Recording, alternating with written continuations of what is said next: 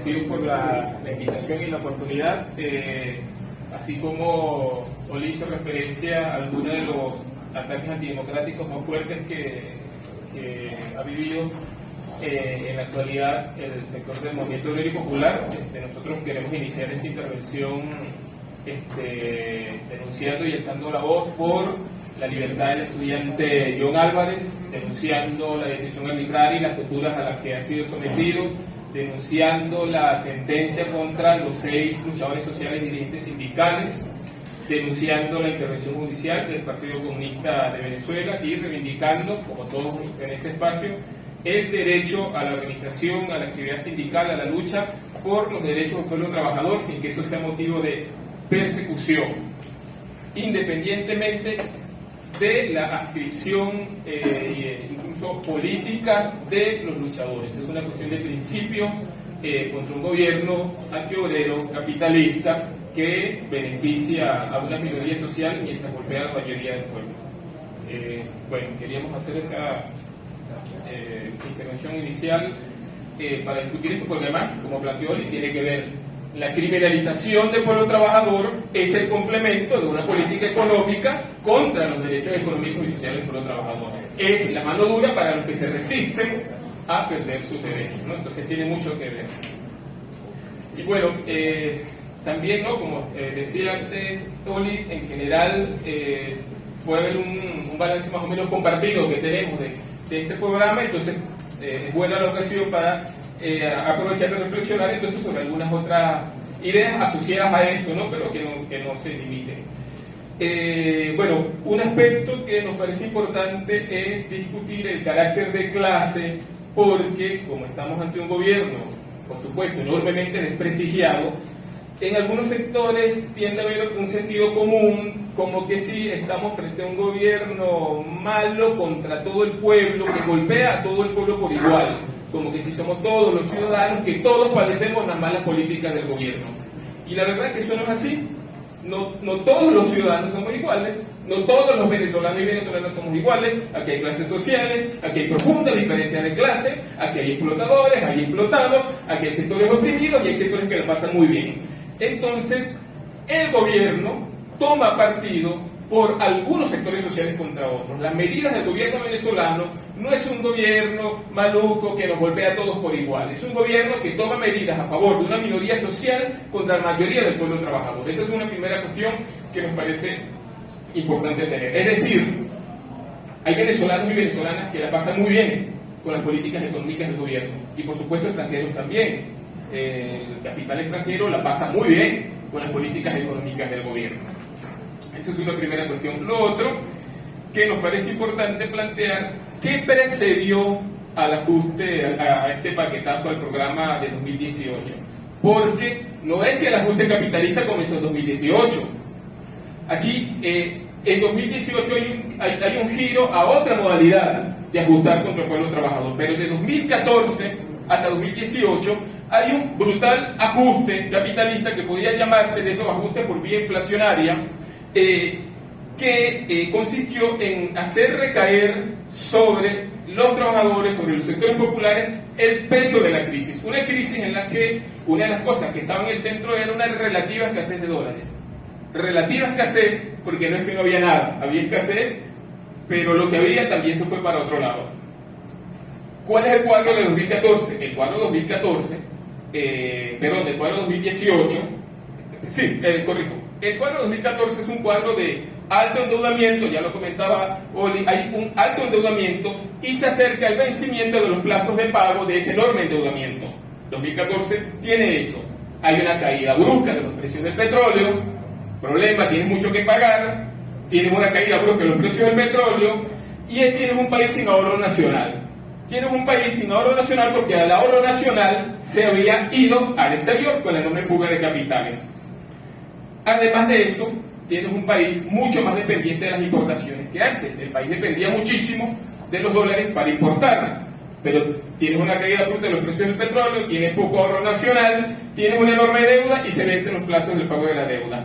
Estaban todas las condiciones para una crisis brutal si no se tomaban medidas de otro tipo, sino se tomaban medidas de defensa del ingreso nacional y de defensa de las condiciones de vida de la clase trabajadora. Lo que hizo el gobierno de Maduro fue todo lo contrario, fue no defender el ahorro nacional y fue destruir las condiciones de vida del pueblo trabajador.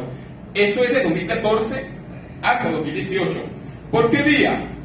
Bueno, Venezuela pagó deuda externa hasta sangrar, hasta que sangró. Y esto es muy importante porque incluso hay unos países, por ejemplo en Argentina se discute mucho actualmente, que también tienen un alto endeudamiento, donde sectores que recomiendan, dicen, bueno, que de repente habría que pagar, dicen en Argentina algunos sectores, que habría que pagar para evitar que la crisis sea peor. No, Venezuela es el ejemplo de que pagando la deuda es peor.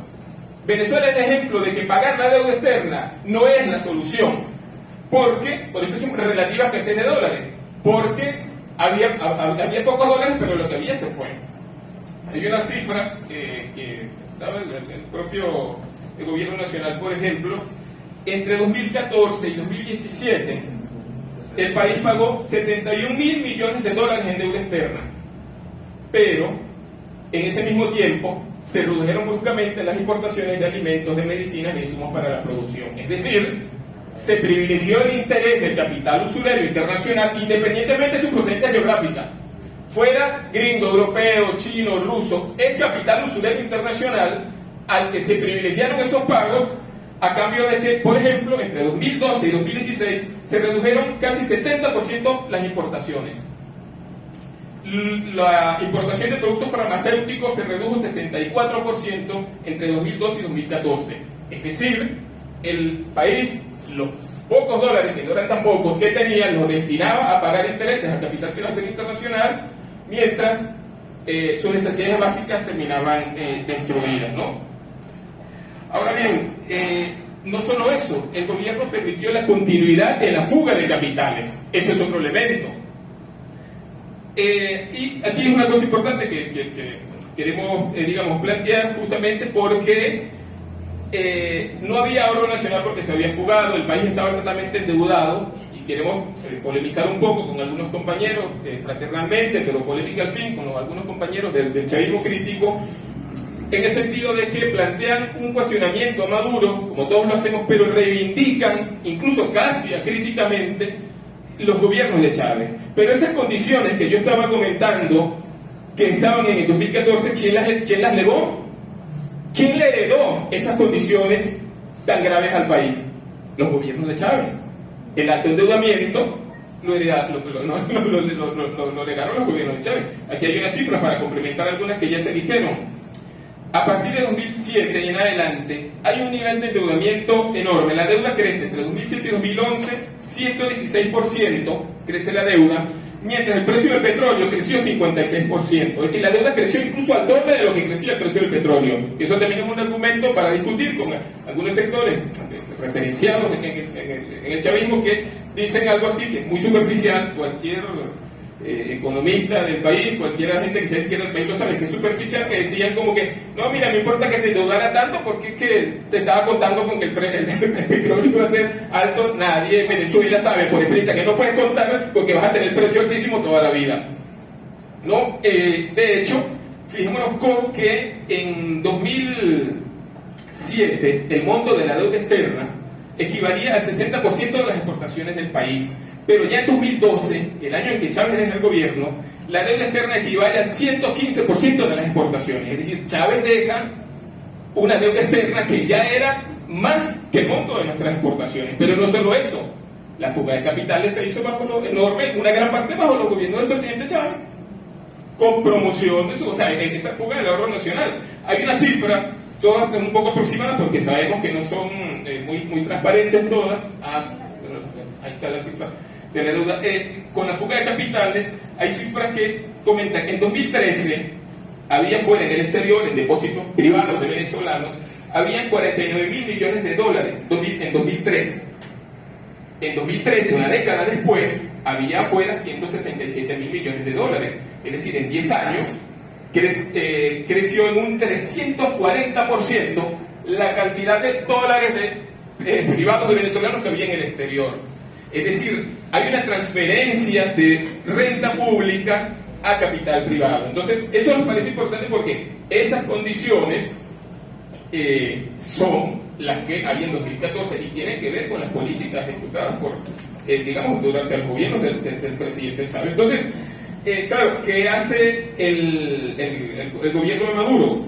Ya lo decía, ¿no? Entonces, paga la deuda hasta que el país sangra, las reservas internacionales se van al piso, incluso comienza a endeudar el gobierno comienza a empeñar bienes nacionales, incluso algo totalmente inconstitucional, porque no se puede tomar deuda empeñando partes de los bienes nacionales, y sin embargo el gobierno de Maduro lo hizo hasta ese nivel, empeñó parte de Citgo, etcétera, etcétera. Entonces, es eso que hace el gobierno, por supuesto, que entre 2014 y 2018 es ajustar en contra del pueblo, ya decíamos las cifras, pero además hay una emisión alocada de bolívares para cubrir gasto interno y para hacer un simulacro de aumento de salario, que lo que hacía era revelar y profundizar la erosión del valor de la moneda nacional. Era cada vez mucho más bolívares en la calle que dólares, que mercancía, que lo que había que hacer era parar la sangría de dólares y no pagar la deuda externa. Así de sencillo. Si hay que priorizar, ¿cuál es la prioridad? Si un gobierno que se llena la boca hablando de las necesidades del pueblo. Punto. La vida del pueblo, la salud y la educación son lo fundamental. Después veremos. Por supuesto, el gobierno no hizo eso. Entonces, eso precede al paquetazo de 2018, y por eso nos parece importante la reflexión a fondo, porque, insisto, hay compañeros con los que coincidimos en todas las luchas actualmente que dicen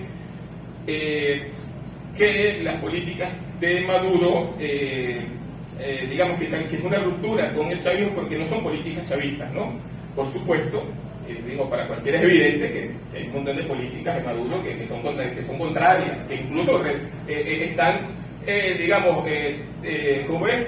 Retrocediendo, incluso contradiciendo políticas de Chávez. Eso digamos, no tiene discusión, ¿no? Sin embargo, nos parece que verlo hasta ahí sería, digamos, un poco superficial. Uno, por lo que decía antes, es decir, en el centro de la brutal crisis del país está un desangramiento del país que tiene mucho que ver con que hay un proceso de conversión de la renta pública en capital privado, y eso no comienza con Maduro, eso comienza antes, y tiene que ver con parte central, desde nuestro punto de vista, tiene que ver con parte central del proyecto del presidente Chávez, con esa idea que, de paso, no es de Chávez, es una idea que atraviesa es una idea nacional, es uno de los cuentos nacionales más persistentes, la siembra del petróleo. Eso lo retoma el presidente Chávez. La siembra del petróleo, básicamente, es poner los recursos públicos en manos de unos empresarios nacionales que supuestamente, hipotéticamente, algún día van a desarrollar la agricultura y la industria nacional. Esa es la siembra del petróleo. Por supuesto, o sea, digo, porque la fuga de capitales no son unos tipos que en un maletín escondido se llevaron una plata o se la llevaron en el maletero de un carro. No, por supuesto que hay corrupción, no, pero también hay vías absolutamente legales, totalmente formales, de fugar capitales, que no pueden ser legítimas y decentes. Es la legalidad del parasitario capitalismo venezolano. ¿Qué es? Lo de toda la vida, el fraude importador, la sobrefacturación con las importaciones. Eso se da porque el presidente Chávez más de una vez insistió que quería una burguesía con conciencia del interés nacional. Él decía que fuera patriótica, que ayudara a desarrollar el país. Entonces, ¿qué hizo? Bueno, aquí están ustedes busquen, están los grandes fondos, recursos públicos a disposición de los capitalistas. O sea, el tipo les pongo la renta barata a su disposición. Lo de toda la vida ha pasado en el capitalismo, por lo menos hace casi un siglo. El año que viene se van a cumplir 100 años desde que las exportaciones petroleras en 1924 comenzaron por primera vez a hacer el mayor monto en el total de exportaciones. Va a ser un siglo. Esa es la historia del capitalismo venezolano. ¿Qué tiene que ver eso contra la transición al socialismo? Con alguna transición, absolutamente nada. Es exactamente lo contrario, porque el socialismo es oponerse a que las riquezas sociales, a que el producto del trabajo social colectivo se lo apropie como propiedad privada a una minoría. Y lo que hizo Chávez fue al contrario. La renta pública permitió que se convirtiera en capital privado de unos pocos.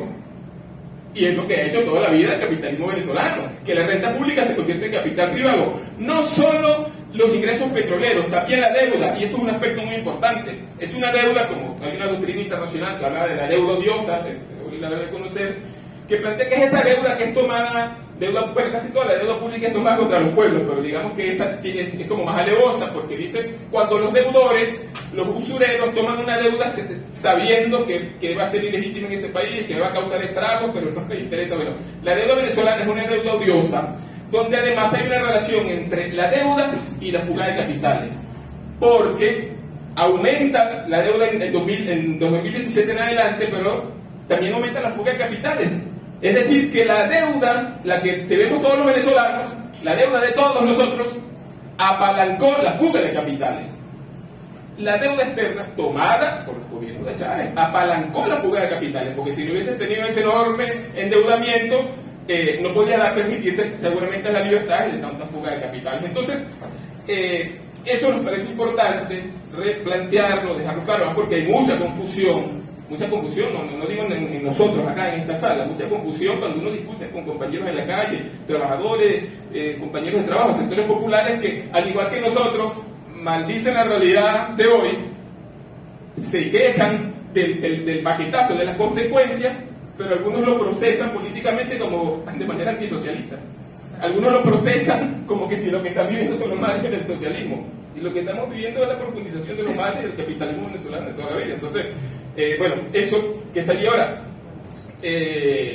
Además, perdón esta digresión, pero es muy importante, siempre lo discutimos con los compañeros. De paso, nadie puede hablar de socialismo si no hay gobierno de trabajadores. No hay, cualquiera que le venga a decir a la gente, hablar de un gobierno socialista y no hay un gobierno de trabajadores, es un estafador, está hablando paja y es un fraude. No hay ninguna posibilidad de una sociedad socialista si no son los trabajadores, mediante una revolución social, quienes se hacen con el poder político. Obviamente, eso no fueron los gobiernos de Chávez, no habría que explicar mucho. Entonces, eso persigue este paquetazo que, insistimos, ¿qué habría que hacer? Desde nuestro punto de vista, ¿qué habría que hacer? Habría que reconocer la deuda externa. Por lo menos una moratoria indefinida, hasta que los problemas de la gente estén resueltos. Había que frenar la fuga de capitales. Con Maduro se continuó. Yo decía que las cifras decían que en 2013 había 167.000 millones afuera. El propio ministro de Comercio Exterior en 2016, que era donde vale la pena mencionarlo, mucho menos en esta casa, decía que eran como unos 500.000 millones los que ya había en 2016. Es decir, de 167.000 millones pasaron a 500.000 millones. Continuó la fuga había que frenar la fuga de capitales. Eso implicaba un monopolio del comercio exterior, un monopolio estatal del comercio exterior, pero además, no solo eso, había que cambiar los mecanismos según los cuales una especie de regulación estatal, donde era la burocracia estatal, la burocracia del gobierno, la que se hacía cargo de las empresas nacionalizadas, se hacía cargo de elementos del comercio exterior, y esa burocracia no era fuente de preservar los ingresos nacionales, al contrario, esa burocracia era una vía de fuga de los ingresos nacionales. Y eso también es otro aspecto que nos parece importante, porque incluso las medidas que hoy nos parece que planteamos para revertir esto no es volver a un estatismo o una especie de chavismo de los orígenes, porque la contraparte para este programa no es un estatismo, no es que el Estado, este mismo Estado burgués, este mismo Estado capitalista tenga más poder. Los proletarios revolucionarios, los socialistas, no queremos que el Estado capitalista tenga más poder. Es una enorme confusión. Si nosotros queremos superar este Estado, nosotros queremos destruirlo. Nosotros queremos que los trabajadores, las trabajadoras, los sectores populares tengan más poder. Queremos que haya un contrapoder obrero y popular que le dispute territorialmente en los espacios al poder del Estado burgués. Entonces, en 2014, ¿qué había que hacer? Además de conocer la deuda externa, frenar la fuga de capital, un monopolio de comercio exterior, pero que implicase mecanismos de control obrero y popular verdadero. Los precios, había también que tener una política hacia las empresas, no control de precios en manos del Estado. No nos estamos refiriendo a eso. Eso obviamente que fracasó, porque estamos hablando, no la SUNDE, estamos hablando que los propios trabajadores en las unidades de producción y en las propias comunidades podía haber comités barriales, comités obreros que fueran los que tuvieran incidencia y dijeran qué se va a hacer con los precios, que tuvieran incidencia en qué se va a hacer con la producción. Eso era una posibilidad. ¿Qué iba a pasar? Las empresas iban a pegar el grito en el cielo y iban a decir, no, entonces yo me declaro en quiebra. Y bueno, los socialistas eso es de manual. Los revolucionarios proletarios sabemos qué hay que hacer cuando las empresas chantajean y dicen, no se puede garantizar los derechos de los trabajadores, no se puede garantizar ese precio porque el mercado en quiebra.